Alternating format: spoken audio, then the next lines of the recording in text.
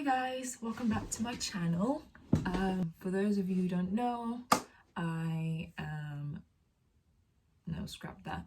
Start again. Hi guys, welcome back to my channel. I hope you've enjoyed the last few videos that I've posted. Give me your feedback, tell me what you think. This is very new to me, so I hope that you are enjoying the videos. Okay, so today's video I kind of want to talk about being Black in the 21st century and how the difficulties of that affects or impacts on mental health.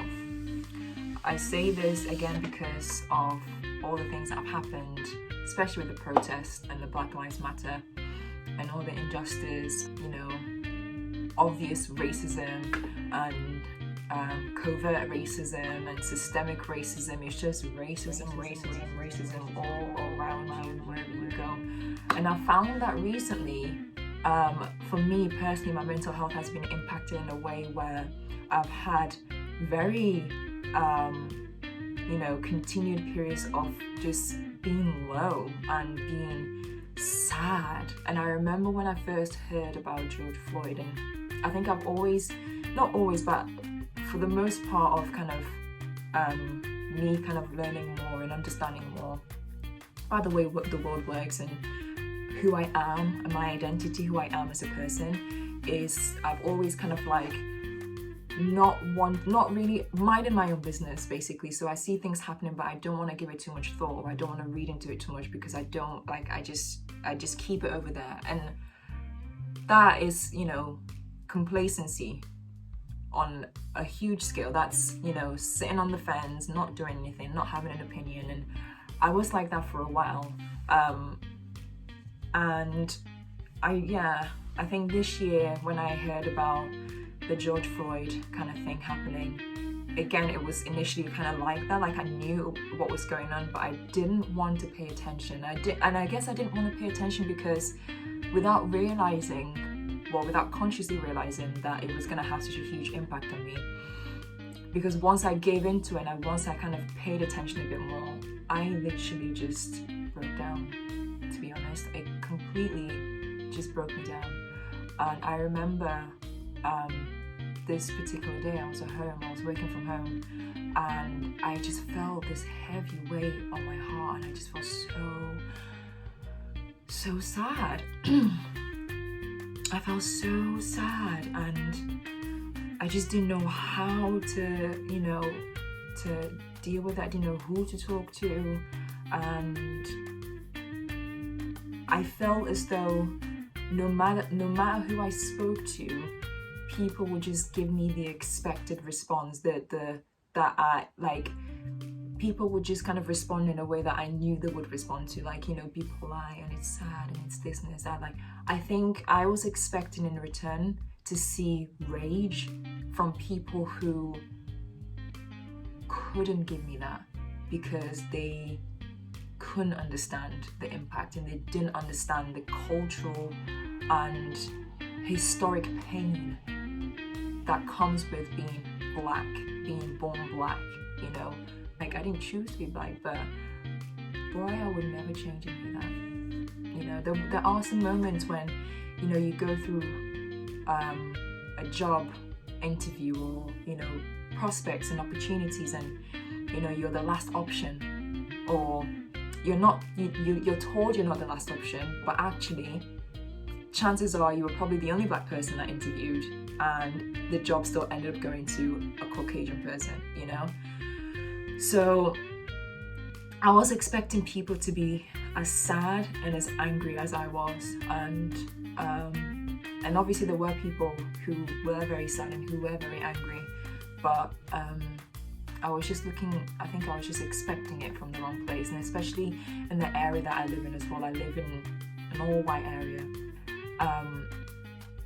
This is obviously for people who are outside of the UK watching this.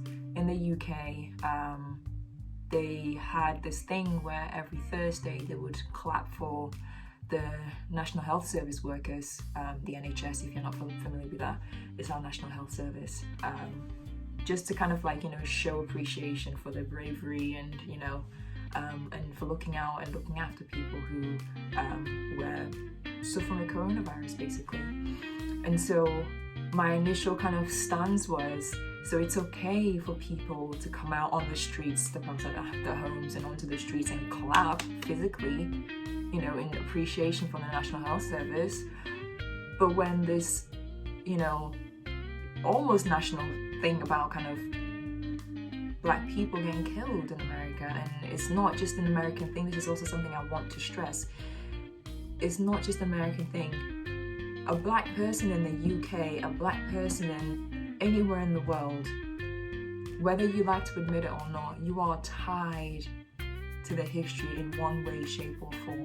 You are.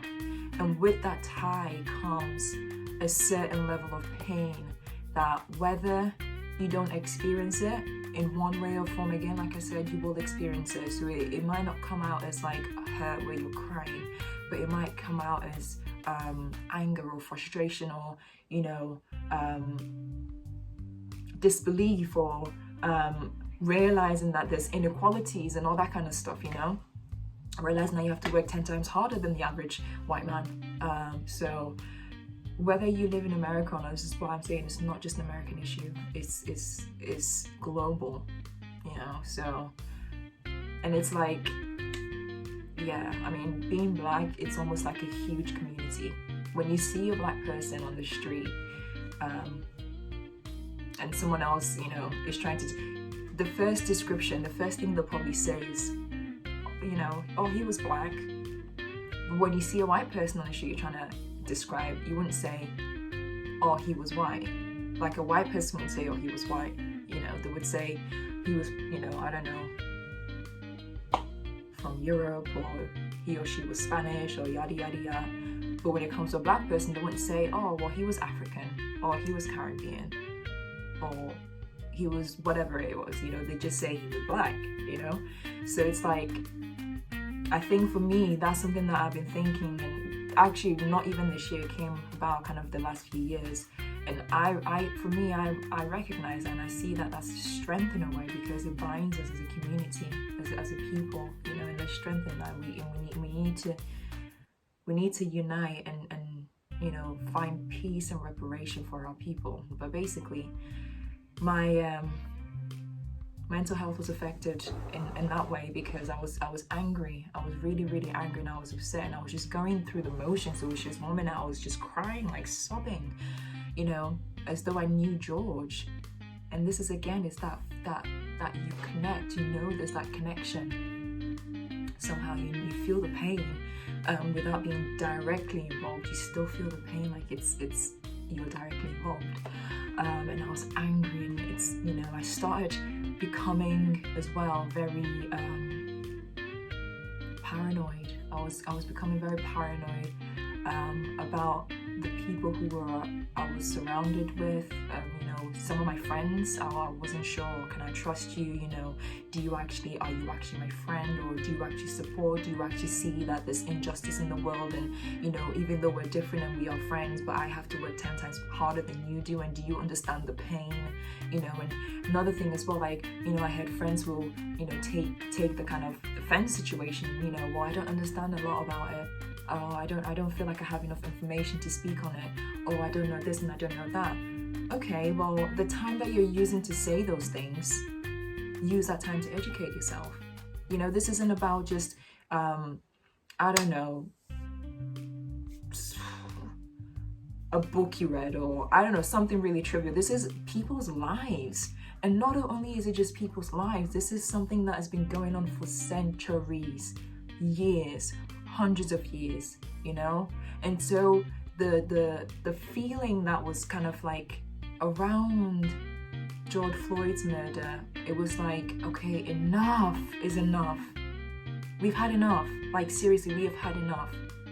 But I'm not gonna lie, I did feel very although I was feeling all those other things as well, I was feeling kind of very pessimistic as well, because, you know, you start to question, ask yourself, is this really ever gonna end, or is this gonna be my life forever? First of all, you realize that actually this is your life.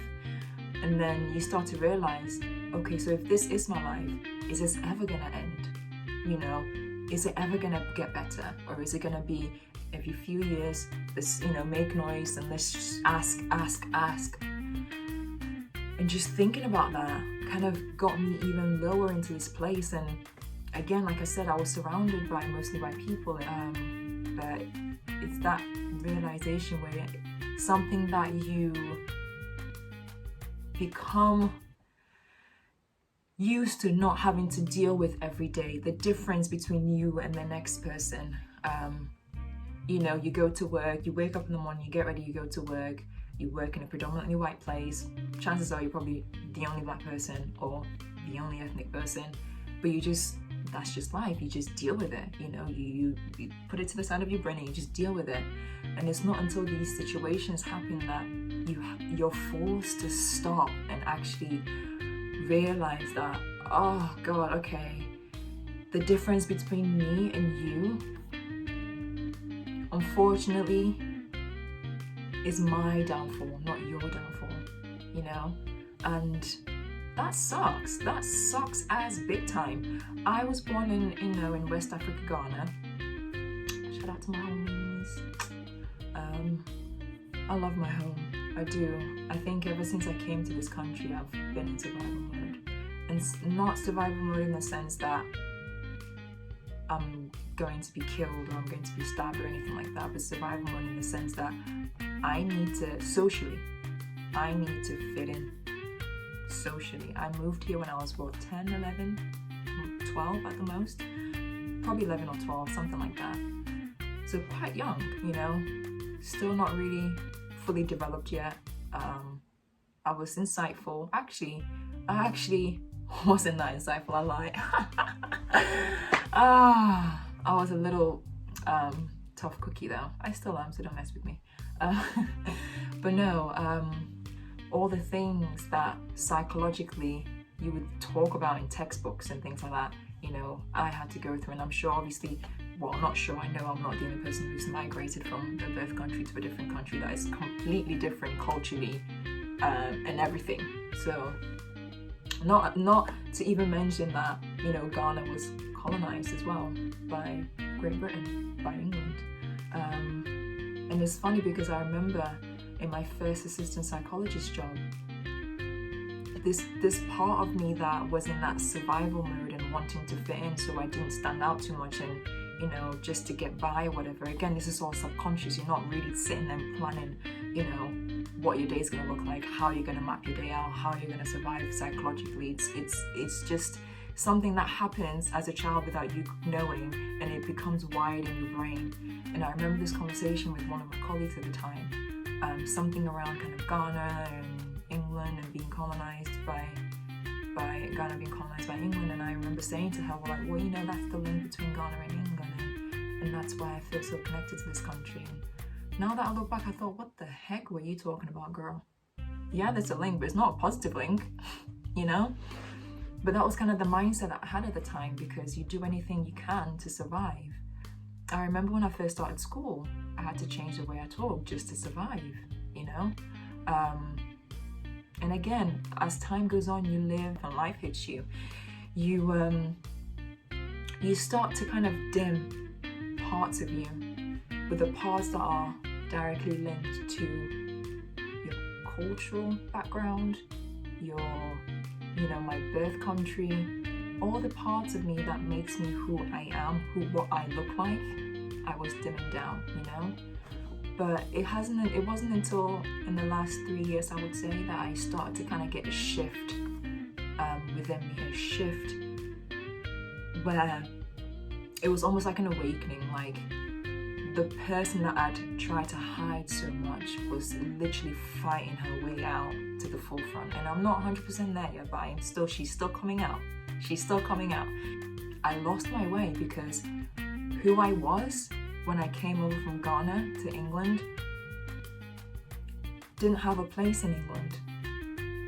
I had to survive, and so to survive, I had to be like the people I was now with, in a way. And when I think back on that, it's actually quite sad, to be honest. It really is, because we encourage people now to be themselves fully, and I just wish I had someone, a strong figure in my life who knew psychologically the damages or the effects, the potential effects that could have had, and to have that in my ear. And I guess that's why I'm making this video now, to talk about things like that, and to hopefully have people listen and maybe think about their experiences and how they can step fully into the authentic self, who they are, and don't shy away from any part of who they are. But kind of, just experiences growing up in the 21st century as a Black person is tough. It's tough. I think my mentality is completely changed. Now I'm more aware of the systemic racism. Now I'm more aware of not that I wasn't before, but pay attention, I'm saying more aware. Because before I was aware, but I didn't want to pay too much attention to it because it would it wasn't something that I wanted to get close to me, Now I'm more aware of the covert racism. I'm so much more aware of everything happening around me, and like I say, when it starts kind of affecting job opportunities, well, not affecting because like I said, it's probably always happened, but now that I see it more, you go to a job opportunity, knowing full well you have the skills, okay, which ultimately it boils down to the skills, because people talk about transferable skills and everything like that, and if you were told that you interviewed really well, and there was so surprised at how well you interviewed them, and they were in awe of you and all this good feedback, there was nothing they could say. And again, it's things like this that make me start thinking, is there more to those type of experiences happening to people? Are people just being given a simple answer, oh, it's because you're lacking in this area? It's like, everyone knows that racism exists, You'd be stupid to say that it didn't exist. And people who say that they don't see people's color when they look at them, I can understand why people say that. And I guess maybe I always look at the better side of people, because I think honestly and truly when people say that, although they shouldn't, and I'll get onto that in a minute, say that because, well, the people that I know that have said that, I know their heart, so I know that, they're genuinely looking at the person's heart. But to say that you don't see someone's color almost says that you don't see them at all. Unfortunately, although we shouldn't look at people's color and racism shouldn't exist, it does exist, And never mind if racism existed or not. A person's color, a person's background, person's cultural experience, identity, it all adds up to who that person is. So for you to say that you don't see the person's color, which is obviously not all of them, but a piece of them, you're denying that person to be able to, freely express who they are. And that's not okay, So for people to say that, be mindful. Like I said, I know people who have said that who are close to me, and I know their heart, so I know they don't mean that. And I have explained, I have conversations with them, I have explained, that to them. So yeah, growing up, Black in the 21st century is tough, man. It affects all aspects of you, career, socially, interpersonally, personally, and like I said, it will one way or another have a direct impact on your mental health. And then the way my brain thinks as well is, especially when the whole George Floyd thing was going on, I didn't know how I was supposed to feel, and I felt, and again, this is the mindset I've always been in, that kind of survival mode. You don't step out of this line because you're surviving, you're having to do whatever you can to fit in. So although I had all these overwhelming emotions and crying, and when I say I was crying, I cried, I sobbed. I didn't know how I was supposed to feel on the outside. How is someone who isn't directly, involved, but is indirectly affected because of the history, supposed to feel in an all-white workplace, and I didn't know.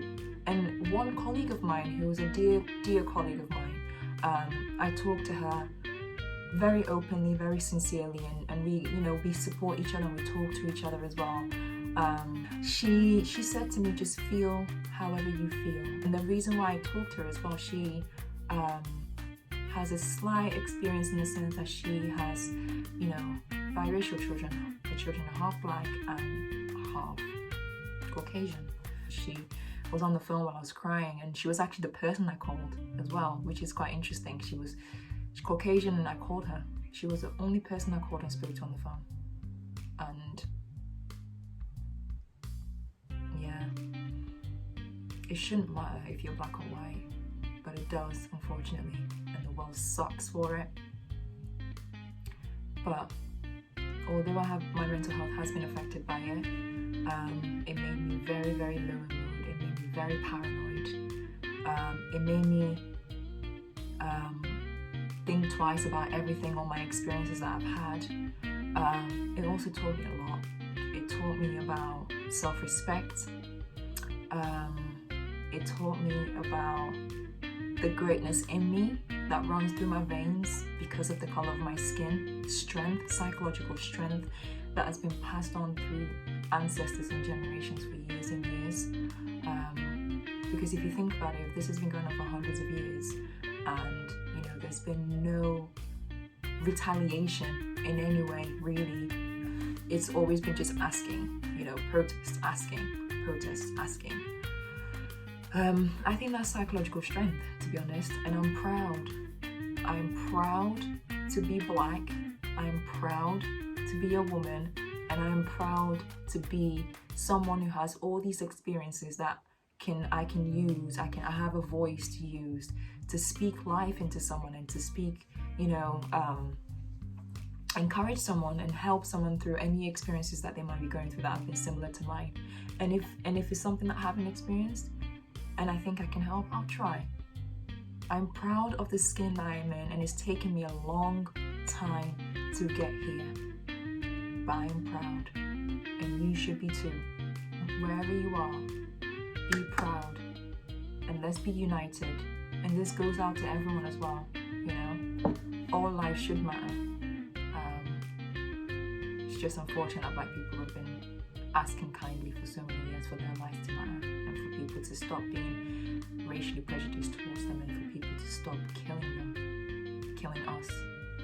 So yeah, I think I went through an awakening. I started going through an awakening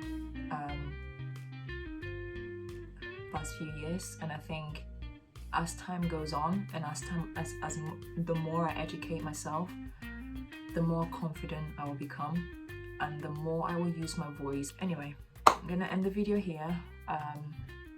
Hopefully you watched it all the way through, and until the next video, have a lovely time, take care, keep safe, save lives, all that good stuff, and I'll see you soon.